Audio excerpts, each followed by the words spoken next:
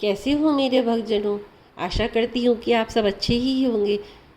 मैं आपको तुलसीदास जी द्वारा रचित रामचरितमानस के बालकांड की 167 चौपाई का दोहे का सुनाने का प्रयास कर रही हूँ। मुझे पूरी आशा है कि आप लोग इसको सुनकर अपना जीवन सफल कर रहे होंगे। जय श्री राम।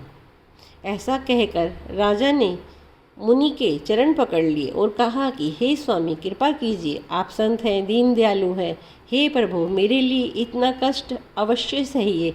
राजा को अपने अधीन जानकर कपट में प्रवीण तपस्वी बोला, हे राजन सुनो, मैं तुमसे सत्य कहता हूँ, जगत में मुझे कुछ भी दुर्लभ नहीं है।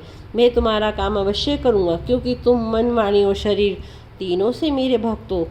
पर योग, युक्ति और तप और मंत्र का प्रभाव तभी फलीभूत होता है जब वे छिपाकर किए जाते हैं। हे नरपति, यदि मैं रसोई बनाऊं और तुम उसे परोसो और मुझे कोई जानने ना पावे, तो उस अन्न को जो खाएगा सो तुम्हारा आज्ञाकारी बन जाएगा। यही नहीं, उन भोजन करने वालों के घर में भी जो कोई भोजन करेगा, हे राजन सुनो, वह भी तुम्हारे अधीन हो जाएगा।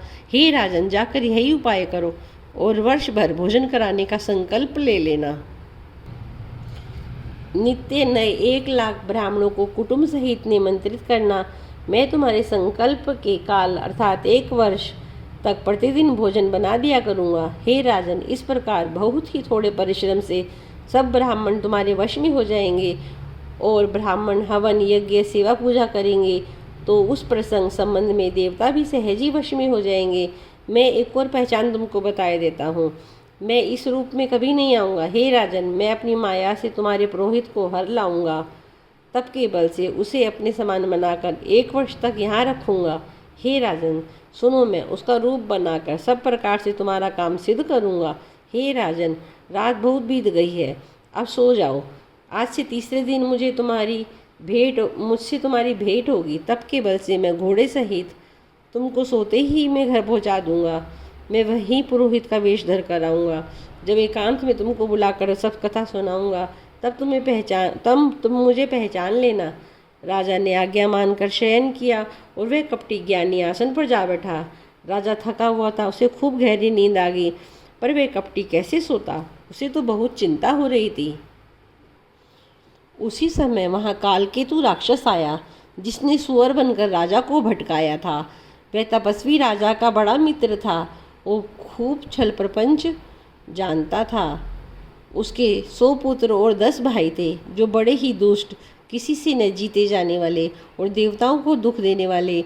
ब्राह्मणों और संतों और देवताओं को दुख देकर राजा ने उन सबको पहले ही युद्ध में मार डाला था। उस दुष्ट ने पिछला वैर याद करके तपस्वी राजा से मिलकर सलाह विचारी, षड्यंत्र किया और जिस प्रकार शत्रु का नाश हो वही उपाय रचा। भाववश राजा प्रताप भानु कुछ भी नहीं समझ सका। तेजस्वी शत्रु अकेला भी हो तो भी उसे छोटा नहीं समझना चाहिए। जिसका सिर मात्र बचा हो वह राहु आज तक सूर्य चंद्रमा को दुख देता है। तपस्वी राजा अपने मित्र को देखकर प्रसन्न होकर उठा, मिला और सुखी हुआ। उसने मित्र को सब कथा कह सुनाई।